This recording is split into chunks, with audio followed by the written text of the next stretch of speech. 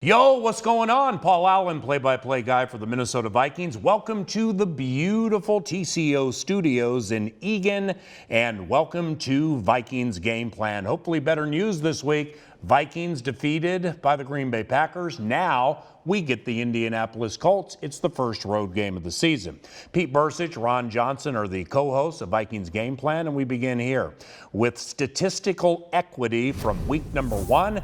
Pete, you look at these numbers. What do you see? What jumps out? Well, what jumps out is it's just so uncharacteristic of a Mike Zimmer Vikings defense to give up that many yards. Even against Aaron Rodgers and some of the better teams that we've played, you're going to spend the rest of this season chasing those numbers down. It's like the opposite of a GPA. Once it's down, it's hard to bring up. Same thing here with these numbers. They started way, way high. They're going to spend the rest of the season chipping away at them. And I think from now on, we're going to be given the minus week 1. We're number 2 in passing. Hopefully, that's the trend for the future. I'd say the Vikings passing, and I'm kind of what Pete said, I'm on the Vikings passing defense, second worst. The Colts passing offense, third best. And so now you're going up with one of the teams that absolutely aired the ball out, with one of the teams that gave up a ton of passing yards. And so this is the week for me that the defensive backs have to get on the same page. They have to understand the bunch system. You know, of course, there's going to be a lot more screens in there, which should help out with the linebackers doing a great job. But anytime Phillip Rivers has a chance to go downfield, we know he's going to take it.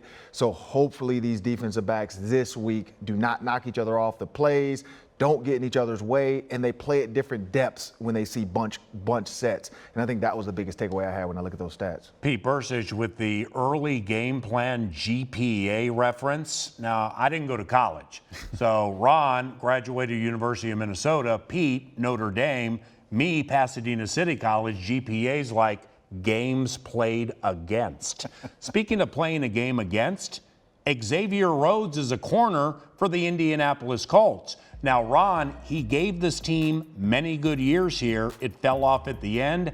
Xavier Rhodes with the Colts. What can we expect? Well, he was injured for most of the year last year. We know that. He always talked about his hip. He had different, hamstring, quad, whatever it might be. He's healthy now. He says he feels good. He did actually quote and say, I have no bad blood with my teammates. I love them. It's a brotherhood. It's going to be a brotherhood.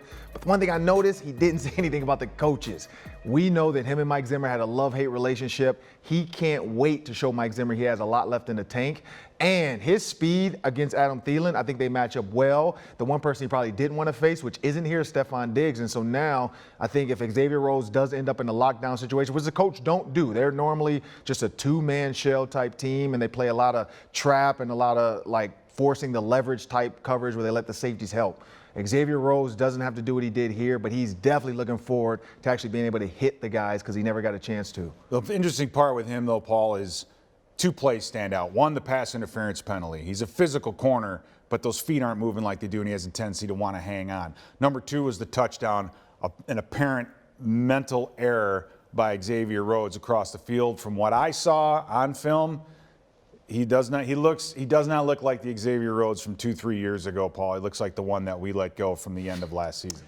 Now, RJ referenced Vikings head coach Mike Zimmer in his 7th season guiding the Minnesota Vikings. I do a weekly radio show on KFAN with the head coach. It's called X's and O's. And this week, one of several questions posed to him was, Mike, Eric Kendricks has become the best coverage linebacker in the NFL. Overall, when did that happen with number 54? Well, I think he sees things really quick. He anticipates the route combinations that he's going to get. And then they've done a good job of teaching him all the different intricacies of being the Mike linebacker. Ron, Pete, he had 12 passes defense last year, tied for first in the NFL amongst linebackers.